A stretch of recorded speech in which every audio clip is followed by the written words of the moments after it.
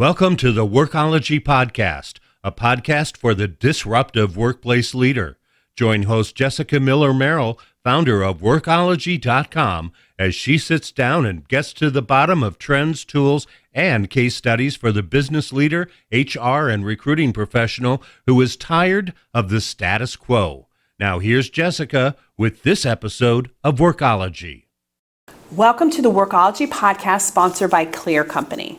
I'm on a mission to find out more about HR certification. At Workology, we're a proud, approved provider of both SHRM and HRCI.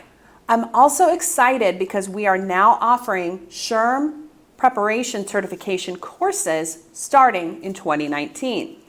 As I've been preparing to offer SHRM certification prep courses online in partnership with SHRM, I have been doing a lot of thinking about myself and my own career in HR and how certification in human resources played an important part in my own professional career.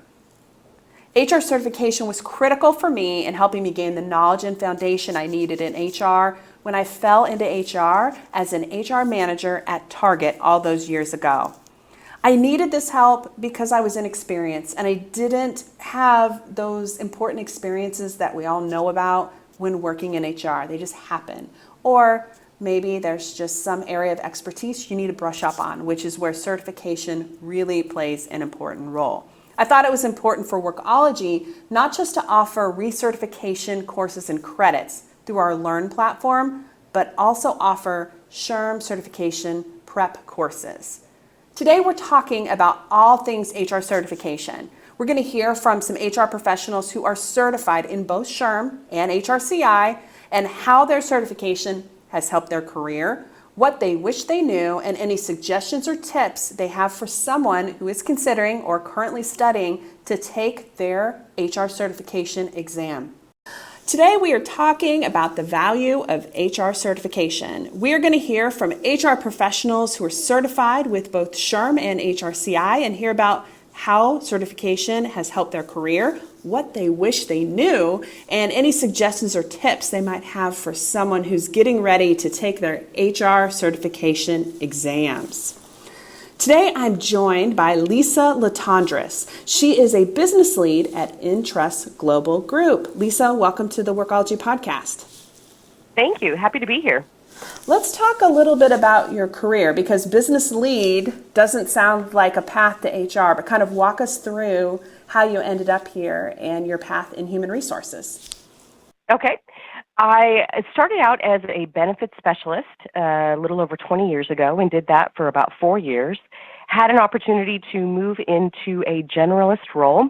And while I was in that role, that's where I first discovered the PHR certification. And it was incredibly valuable to me because I was able to really learn a wide variety of different disciplines within the HR discipline through those studies. And then passing that test, it really gave me a sense of accomplishment. And I guess it legitimized my knowledge, and I was able to apply that on site in my role. I spent 8 years with that organization and then took a year off to stabilize my family when we moved to Dallas, Texas, and then moved into a director role in hospitality. And I don't think that I would have been able to have re-entered the workforce as quickly as I was able to do so without being certified. And so while I was with that hospitality company, I decided to pursue my SPHR, which was incredibly daunting, but really valuable, and I'm glad that I did. And from there, I moved into a global director role that is with my current company. And most recently, about 45 days ago, I moved into a business lead role for an HR software company. So having that knowledge base, not only from day to day, in the trenches, roll your sleeves up, get the work done, having that knowledge, but also having the book knowledge, if you will, while studying for both the PHR and the SPHR tests has been invaluable in my career.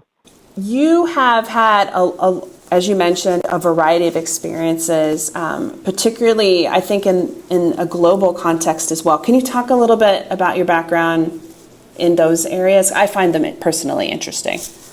Yeah. While I was with Gray Healthcare Group, we were a global company. We did pharmaceutical advertising to physicians, not direct to patient. And our CEO, Lynn O'Connor-Voss, was really visionary in terms of how she saw the business moving and the trends that she saw. And so she really expanded the organization internationally and brought on a company in Japan and brought on a company in Germany. So I was able to really expand my own experience and expertise internationally. And then moving into Entrust Global Group, clearly we're a global company. We have employees in India, the United States, Canada, the Philippines, Denmark, New Zealand, India. And so that's been a great experience because we've really focused over the past 3.5 years to integrate the entire organization as a global organization. Let's take a reset here. This is Jessica Miller Merrill, and you're listening to the Workology podcast, sponsored by Clear Company. Today, we're talking about all things HR certification. What's it like? Why should you get it? How long did it take? What did you learn? And is there value in human resource certification? I'm talking with a lot of different HR pros. Let's get back to it. This podcast is sponsored by Clear Company. Clear Company is the world's fastest growing talent management platform, allowing companies to easily hire, retain, and engage more A-players. Visit clearcompany.com to sign up for a free demo. The conversation continues about the value of HR certification. I'm also joined by John Thurman. You might know John, you should know John. He's the co-host of the HR Social Hour podcast and also the Regional Human Resource Manager for Team Fishel. John, welcome to the Workology podcast. Jessica, it's great to be with you today. Now, we've been on a podcast before. You have your own, and I had the fun experience of being a guest, and I also was the first person to ever record the podcast while outside of Starbucks. So that's right. There's some sort of award for that, I think. I'm going to make myself a badge and place it on the website. But talk to us a little bit about your career in HR and how you ended up in human resources.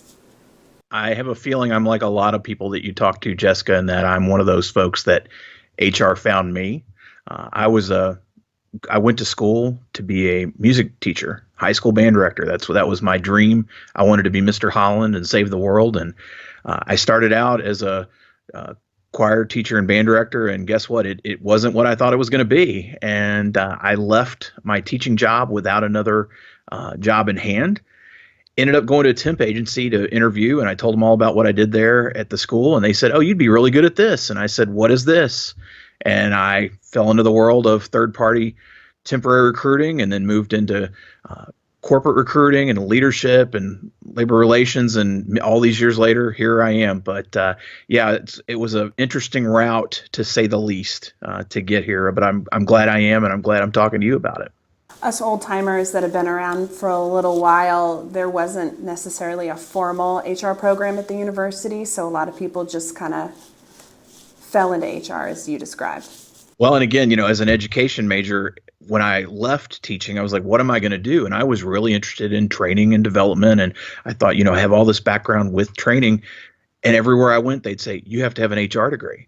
Well, I'm not going back to school again. I just finished a master's degree. This is crazy. And again, kind of a roundabout way to get in. And I'll never forget the agency folks tell me, they're like, "Oh, we'll teach you human resources." And boy, did they ever. Staffing is a whole nother animal. Indeed it is. Wouldn't trade that time for the world, though.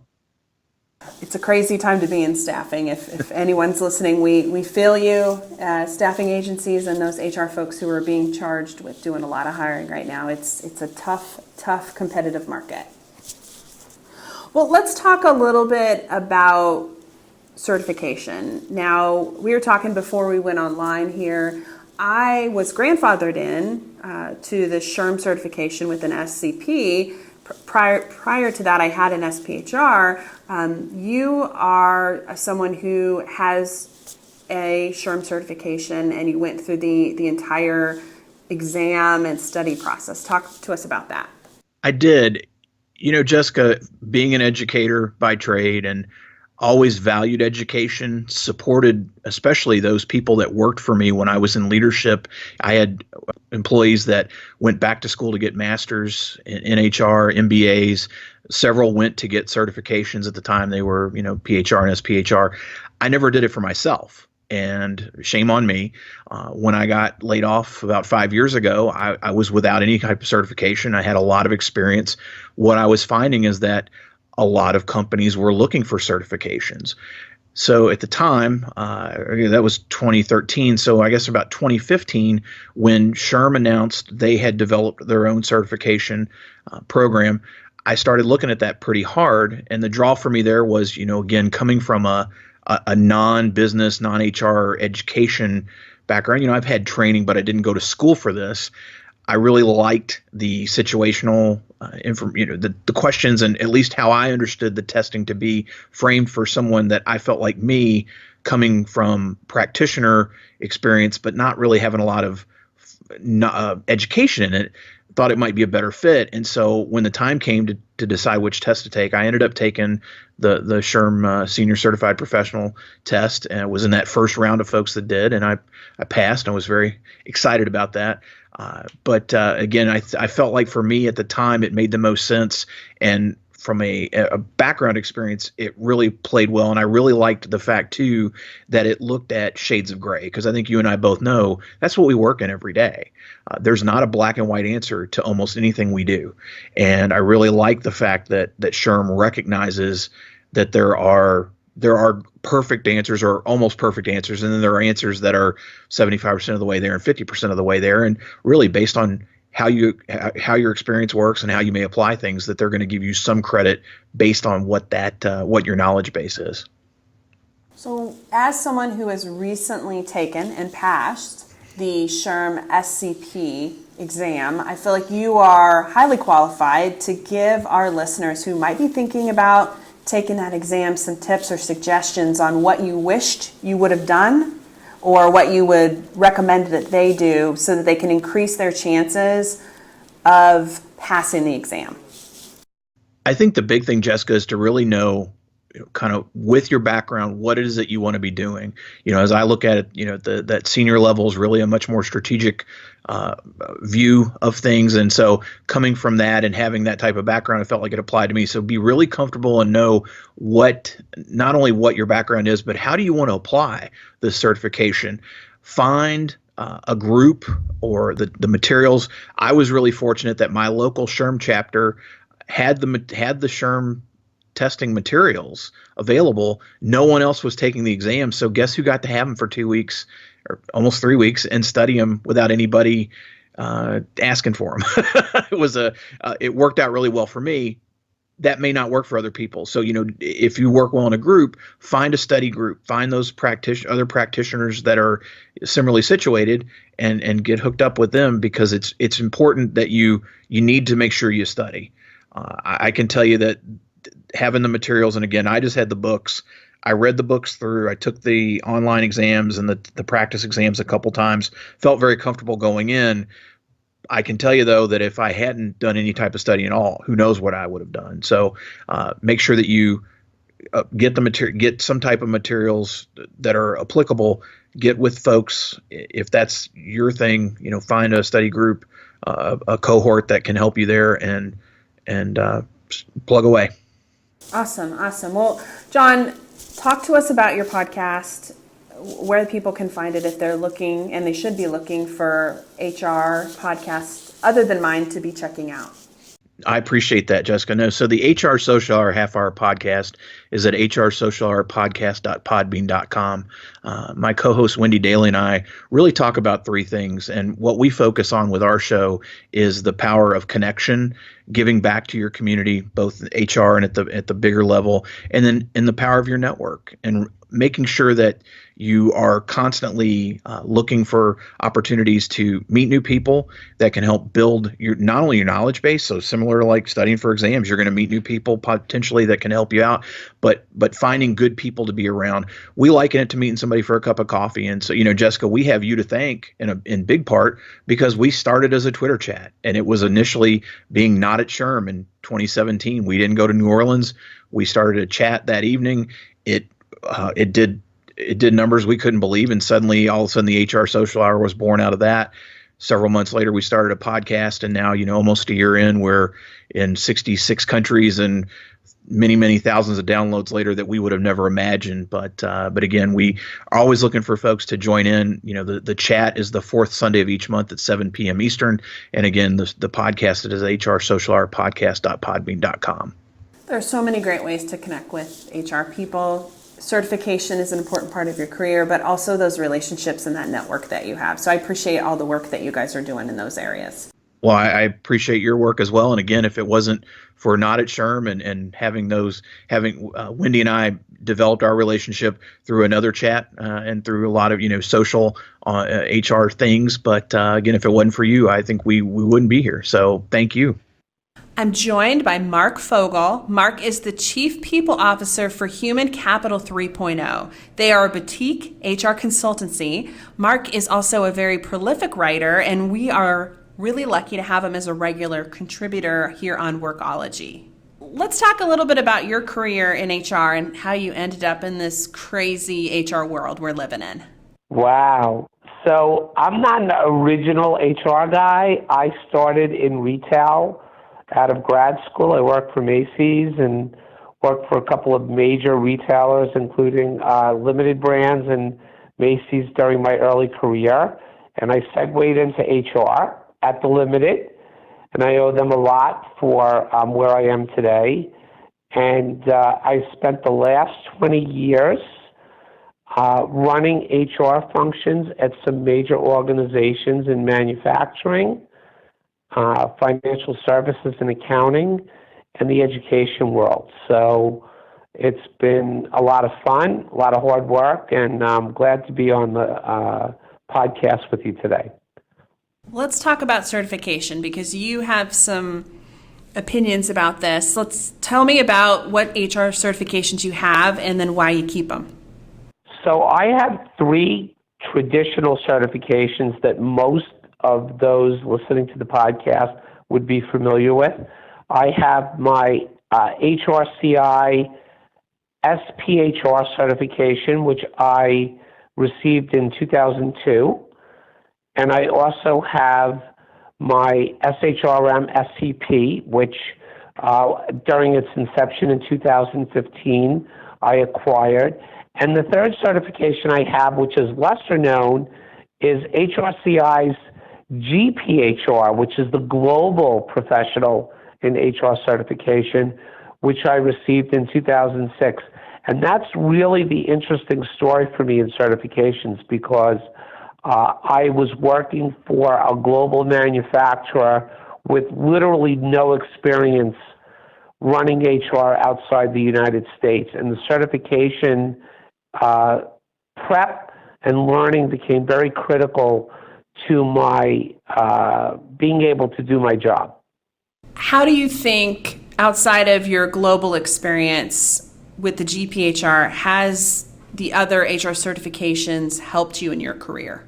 Well, on a personal note, I think it's very, very important to have a certification, whether it be a PHR, an SPHR, the PC, the SPC, or some of the others. If you're a benefits executive or a comp executive, World at Work offers certifications, ATD offers certifications.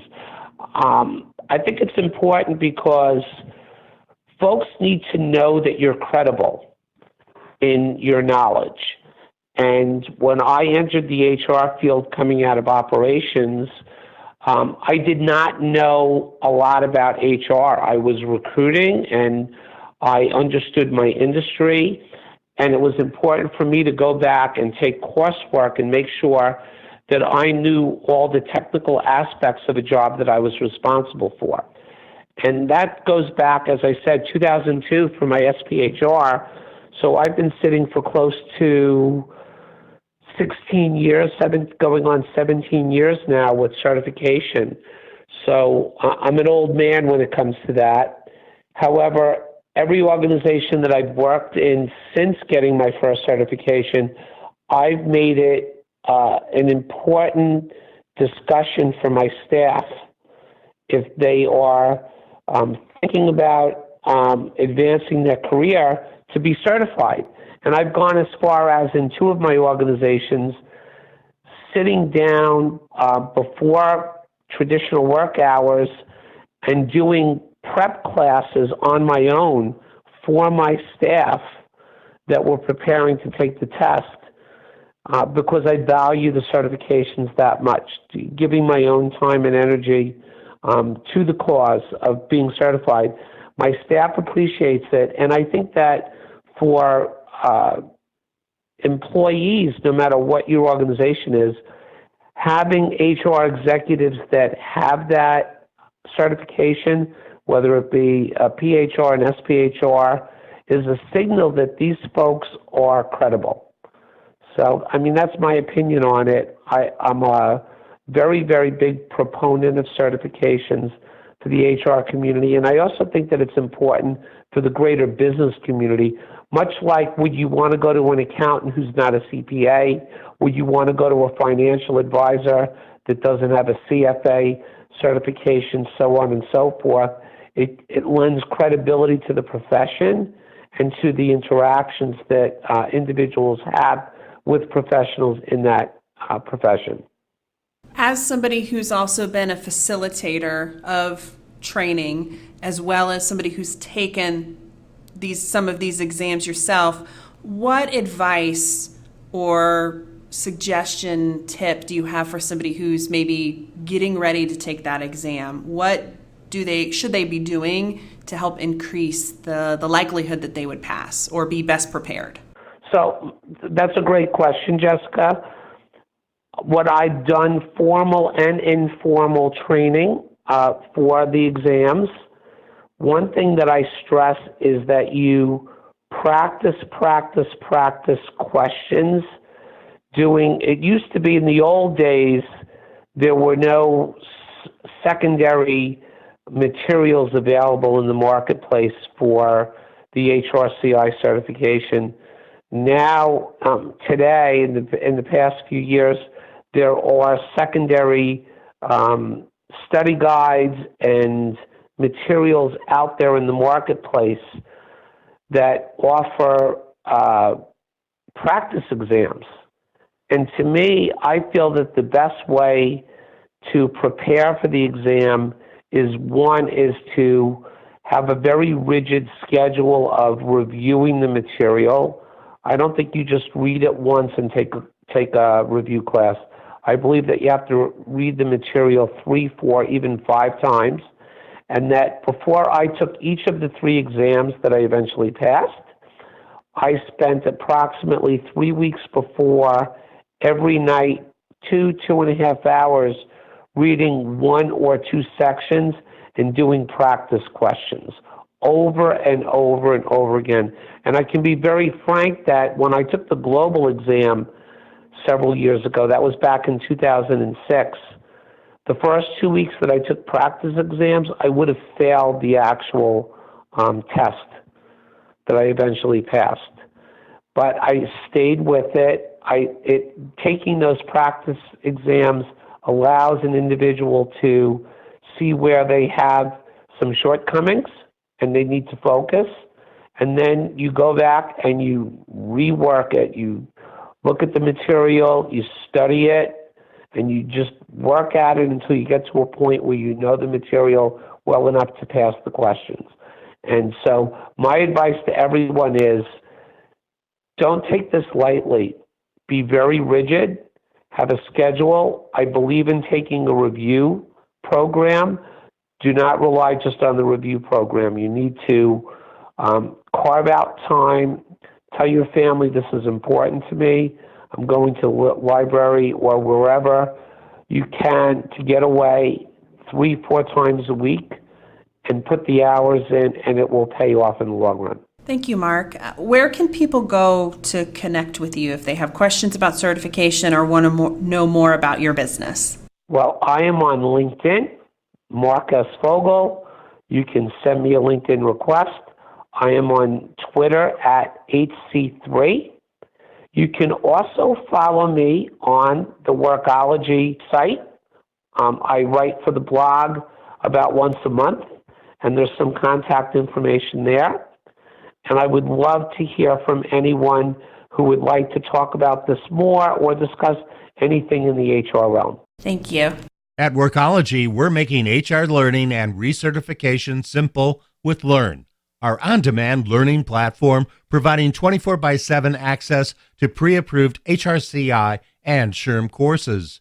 Visit workology.com/learn to find out more. And use the discount code PODCAST to save 20% off your membership. Now, back to Jessica. I'd love to hear your thoughts on how HR certification has helped your career. I'd also invite you to learn more about our SHRM certification prep programs and recertification learning programs on Workology by taking a look at our product page. Thank you for joining the Workology podcast sponsored by Clear Company. This podcast is for the disruptive workplace leader who's tired of the status quo. This is Jessica Miller Merrill. Until next time, visit workology.com to listen to all our previous podcast episodes. Production services for the Workology podcast with Jessica Miller Merrill provided by TotalPicture.com.